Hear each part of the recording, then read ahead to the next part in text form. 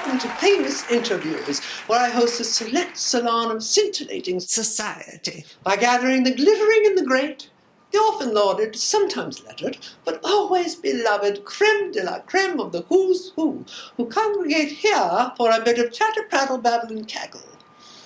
And oh, what fun we shall have today, if the plans pan out and my chosen guest shall make his auspicious appearance. Now, if you happen to have tuned in to last week's show, and of course you did, you'll know I interviewed a celebrity spirit who was determined by the Ouija and summoned in seance. Though I must say, Katharine Hepburn, as we all witnessed, proves she can throw quite the paddy. Having had such good luck with the conjuring last time, this time I have elected to skip the Ouija entirely and venture a selection of my very own. Now, when you think of me, you think first, of course, of high style, elegance, refinement, distinction, understatement. I've been courted as some stroller, n'est-ce pas? Therefore, I am confident today's guest shall feel quite comfy in my company, having hobnobbed during his own lifetime with similarly prominent persons as myself.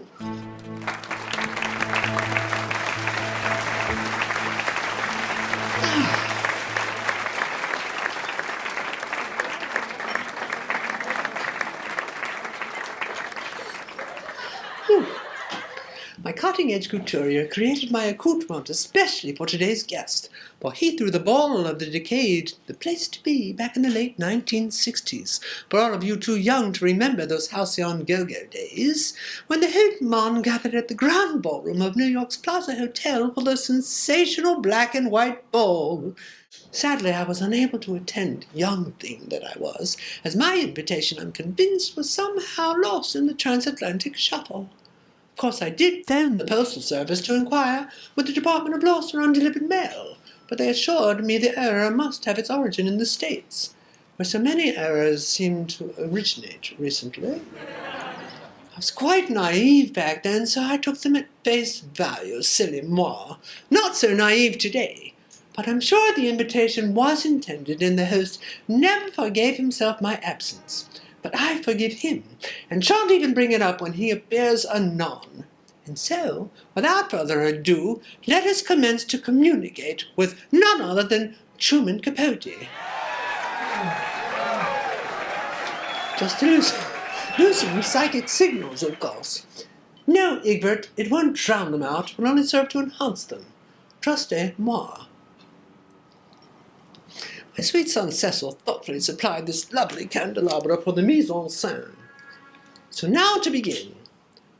A candle for true, shining and bright, here is a light. Oops. Hope I don't catch fire. So these things can smoke up, can't they?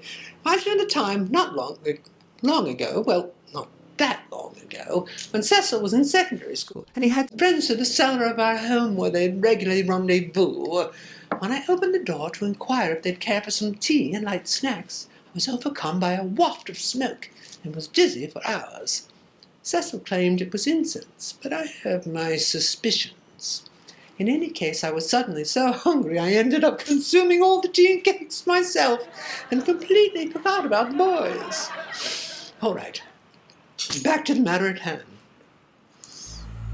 My beloved Truman, I call you here from life unto death, or death unto life, with no sweet cake or treats, for last week's guest explained your type is not equipped to eat.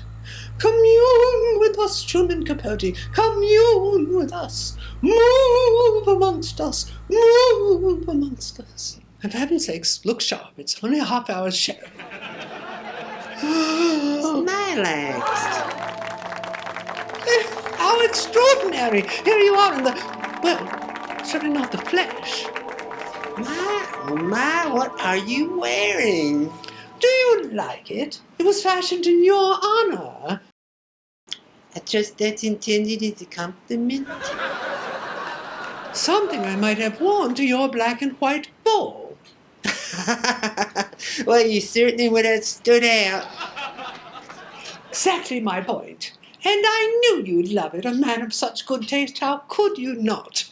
Although, just between you and I feel just like Cinderella dressed for the ball I never received my invitation to. But I promised I wouldn't say a thing, so mum's the word. Of course, it wasn't just any ball, was it? I'm talking about your infamous black and white ball. You didn't just throw a ball. You created the ball of balls. And now, finally, here we are together. I have you all to myself, my Prince Charming, as it were, sitting right here with me, our own little private party. How extraordinary! I'm sure it is. It would be even more extraordinary if I knew with whom I have the pleasure of conversing. Pardonnez-moi, I assumed you knew. I am Lady Mary Pozah, hostess of famous interviews, and you are my very special guest. Oh, so you're the new Dick in town. Dick Cavett. Well, yes, in a way, I suppose you could say that. Not too loud, but you could say that. You were one of his guests, weren't you? Several times. How exciting. What a singular life you lived. My life was so strange, wasn't like anybody. So they say. Of course, they say a lot of things. People can be so judgmental, can't they? I mean, one little drunken appearance and all the tongues start wagging, fingers pointing. It's none of their business, I say. Do you enjoy drinking? You mean very lately? Well, last week's guest was kind enough to point out that spirits don't eat or drink. Must be very dull up there, or down there, whichever the case may be. But no, silly boo, obviously I didn't mean lately. But you, of course, were well known to have had, how shall I say, just un petit problème avec la sauce, the hard stuff. The very hard. Alcohol was just the least of it. I mean, that was just the joker in the card. And I didn't have a booze problem. I had a tranquilizer problem. I was taking, the fact of the matter was that I was taking a lot of tranquilizers because I was an extremely high-strung person. Sensitive autistic types often are highly strung, like my very talented son Cecil. He's wound tight as a cock. Clock! Clock! He's very observant, very sensitive. Oh, is he a writer? No, but he consorts with an entire spectrum of talented people in the arts. A veritable rainbow. I know the type. Now be frank. I've always hoped one day he'll meet a nice girl and give me lots of grandchildren, preferably after they're married. But there never seem to be any women in his crowd. But heavens, I'm here to talk about you, not me and my undetermined eternity. So let me put it to you straight. What kind of cure for anxiety is hedonistic overindulgence? What can that possibly lead to? The obvious answer is eventually I kill myself without meaning to. Poor thing, you're just short of your 60th birthday. 35 days short. You must have had a great deal of anxiety. I suppose yours must have been a very difficult life. Was your childhood any easier? Well, my parents were divorced when I was about 2 years old, and I lived in, 10 different homes. My father was married 7 times. I went to a tremendous number of schools. I mean, I was in one school and out of another school. I left school completely when I was 16, and it was very disorienting. My goodness, however did you turn out as well as you did? People who live by their wits develop peculiar talents. I had to totally create my own life. I had to create myself from the start, right from the beginning, and to hold on to your sanity. I mean, because no one can get shifted around that much into that many emotional situations without developing an extremely strong sense of self-dependency. My major regret in life is that my childhood was unnecessarily lonely. No friends, no childhood enemies to help you through? I had one. The girl, Harper Lee, who wrote To Kill a Mockingbird. Of course I know To Kill a Mockingbird. What a wonderful film! Starred Gregory Peck, who I just adore. Well, it was a Pulitzer Prize-winning book first. Anyway, I knew her in Alabama, and we were good friends, the same age. We were childhood friends, and we've been friends always. I mean, throughout my entire childhood. I was the character in her book in To Kill a Mockingbird. Were you? Were you really? Remember those 3 kids in the book? Well, I was one of the 3 kids. How exciting to be immortalized like that, although I don't quite recall you in the film. I wasn't in the movie, Mary. I was a character in the book. The precocious kid that comes every summer to Alabama.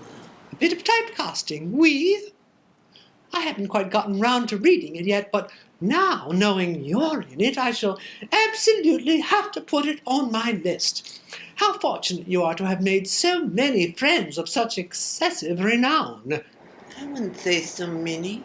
Friendship is a pretty full-time occupation if you really are friends with somebody.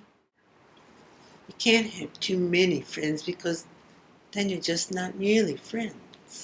Well, I suppose it's difficult to culture social intercourse while being such a busy scribe. When did you first know you wanted to be a writer? I began writing when I was 8 years old. When I was 10 years old, the paper called the Mobile Register in Alabama, and they had a contest and write a short story. So I wrote something up all about the people that lived on the street where I did in this little town, and I sent it in, and it won the contest, and it was published in the paper, and it really caused a riot. Why is that? Because they all recognized themselves. That was my first published story. Well, what a coincidence. You started and ended your literary career publishing gossip and starting riots. Answered prayers caused quite the scandal and cost you 1 or 2 of your friends, n'est-ce pas? First of all literature is gossip. Second of all, it wasn't gossip, it was all truth. But just between you and I... Oh, Mary, it's just between you and me. Yes, but what's just between you and me? Just between you and I is incorrect. Just between you and me is the proper phrase. The word between is a preposition. Pronouns following prepositions and prepositional phrases are always in the objective case. I couldn't have put it better. Really? So just between you and me, wasn't it rather treacherous to betray your friends the way you did? Aside from everything else, I always told everybody I was writing that book. Everybody knew I was writing that book. And people always used to say, am I in the book? And I used to say, not yet, but you should behave yourself. What good are friends who behave themselves, I always say. Is it true you were friends with Norman Mailer? Yes, it's true. He was a very good friend of mine. First time I met Norman, we did a television program together, and I kept tripping him up all the time. A couple of days later, he said, I couldn't figure out how you did that. And I said, did what? Well, turn me inside out. I never felt so totally manipulated by anybody. How did you do it? I said I wasn't doing anything. I was just listening. You were listening to yourself, and I was listening to you. Oh, burn! So why did you trip him up? It was just irresistible. If somebody sort of sets himself up for it over and over, what can you do? He was going on about Jack Kerouac, and suddenly I just said, oh, Jack Kerouac, that isn't writing, it's typing. And Norman didn't have anything further to say about that. You were acquainted with other famous authors, weren't you? Fame is only good for one thing. They'll cash your check in a small town. But yes, of course I knew other authors. Garvey Dale, Tennessee Williams, and the two meanest people I've ever known in my life. One was Robert Frost and the other was James Thurber. Both egomaniacs and both very cruel. Real mean. Thurber tried to get me fired from the New Yorker. Frost tried to get me fired too. Perhaps that's why you were compelled to elevate your consortiums to higher society and Hollywood luminaries. Blue bloods, old money. Very old to look at some of them. They made a movie about you, you know. Yes, I know. What did you think of Philip Seymour Hoffman's portrayal? Was it accurate? He was all right. Well, if you could have chosen, who would you have cast to play you? Garbo. She was quite androgynous, and she always wanted to play a guy. Really? But that could never be. Why not? A woman couldn't play you. It wouldn't be truth. Truth is non-existent. It can never be anything but illusion. But illusion, the byproduct of revealing artifice, can reach the summits nearer the unobtainable perfect truth. For example, female impersonators. The impersonator is in fact a man, truth, until he recreates himself as a woman, illusion. And of the two, the illusion is the truer. Is that a fact? Yes, I think it is. Well, my goodness. But if what you say is correct, the theatre would be truer than real life. Life is a moderately good play with a barely written third act. Which unfortunately cannot be revised. When you were writing, did you do revisions or just scribble it all out at once, perfect the very first draft, like Mozart is purported to have done with his music? Have you ever talked to a writer before? Well, actually, not to put too fine a point on it, but no, I haven't. Now I'm all a blush. You're my first, my very first. And it's been a long time since I could say that without crossing my fingers behind my back. So what you're saying is you did lots of revising? I believe more in the scissors than I do in the pencil. Sounds dreadfully tedious. To me, the greatest pleasure of writing is not what it's about, but the inner music that words make. How lovely. Very much like Mozart after all. Let's not talk any more about my work. I like to talk on TV about those things that aren't worth writing about. All right. Have you any stories you could relate you had never told?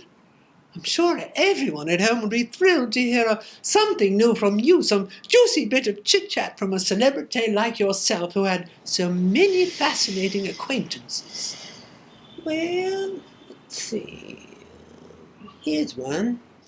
For a period of time, I lived in the garden apartment of Oliver Smith's Brooklyn home while I wrote Breakfast at Tiffany's and In Cold Blood. Oliver Smith? Oliver Smith was the preeminent Broadway designer of his time. West Side Story, My Fair Lady, Hello Dolly, Camelot, Auntie Mayman, the list goes on and on and on. Oh, yes, of course. Anyway, one day Oliver and I walked into the Pierre Hotel for a drink, and there at the bar, perched on a stool, pickled in her poison of choice, Chivas Regal Neat, sat Dora Matthew, a famous dipsomaniac and former Condé Nast fashion illustrator, before drawing was superseded by photography and she was put out to pasture. And by pasture, I mean teaching school. As we walked by, she extended a bony claw. Poor thing must have weighed no more than 80 pounds, soaking wet, and grabbed Oliver by the arm of his perfectly tailored jacket. As we unsuccessfully attempted to pass sneak by unnoticed. Dora mumbled something neither of us could understand. She was already loaded, and was clearly waiting for a reply. Oliver, the epitome of class and master of etiquette, was also a little hard of hearing, so he cupped a hand to his ear and said, "Pardon me?" Well, you could just about see the smoke rise from her half-closed bloodshot eyes as she straightened her crooked backbone and indignantly said, "What?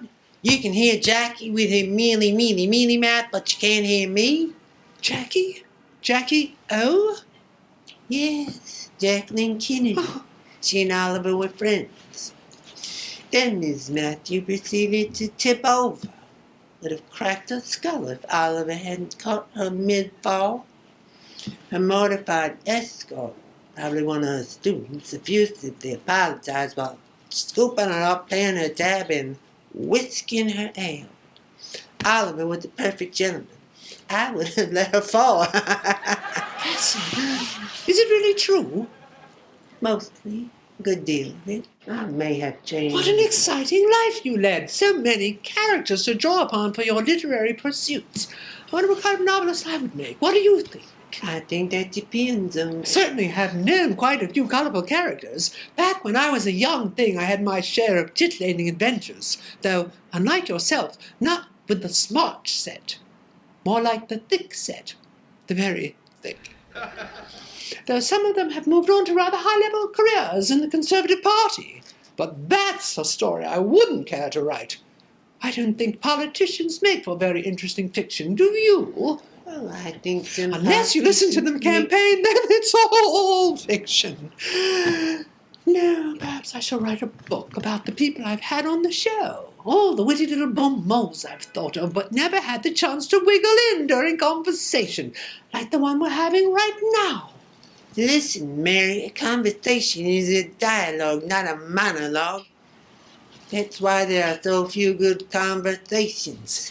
Due to the scarcity, too, intelligent talkers seldom meet. What? Was I going on too long? Pardonnez-moi, I'm sure. Perhaps I've had a little too much. I do tend to get a little rather chatty when I'm anchored. Not, of course, that I'm pissed, mind. I can certainly control myself, no matter how much I've consumed. Perhaps I'm just un peu over-enthused. Yes, of course, that's it. Goodness, I hope I don't pop up in one of your stories. Thank God you're dead. I mean, not still writing. Or are you? Although, that would be a sort of immortality, wouldn't it? But it's too late for that, isn't it? Somehow it's later than I could ever have imagined. I'm better holding heaven in my hand like a butterfly that's not there at all. Wait, don't go yet. I haven't even asked you about In Cold Blood. No one will ever know what in cold blood took out of me. Scraped me right down to the marrow of my bones. Nearly killed me. I think in a way it did kill me. And now, before I die again, goodbye, Miss Mary. That's Lady Mary! Oh, dear, he's gone. I've lost another one. These wraiths are rather wriggly, aren't they? Hard to hang on to. Quel fromage. There must be something about being in the afterlife that gives one just a petite sense of self-inflation, don't you think? Coming and going as they see fit, saying what they want to say and completely ignoring what I want to say. They're all about me. Well, what about me? Don't you think, with all the fancy folk Truman Capote hobnobbed with, he'd have better manners like his friend Olive? Or was it Oliver? Well, again, we've learned something about the late greats. Perhaps they're all overrated, larger than life, precisely because they're not alive. Perhaps Truman, if still living, would be a thing of the past. Yesterday's news, having been shunned as he was while alive by the very people who made him what he was. And now he's gone, and good riddance, I say. But of course you're not gone, I hope, and I'm not gone, and here we are together, just you and just us, surviving another uncanny encounter on Famous Interviews. I do hope you've enjoyed yourselves and will join me next week when I expect to call forth another très exciting guest who shall hopefully have a little better staying power. So until then, I am Lady Mary Pozah, and this has been Famous Interviews.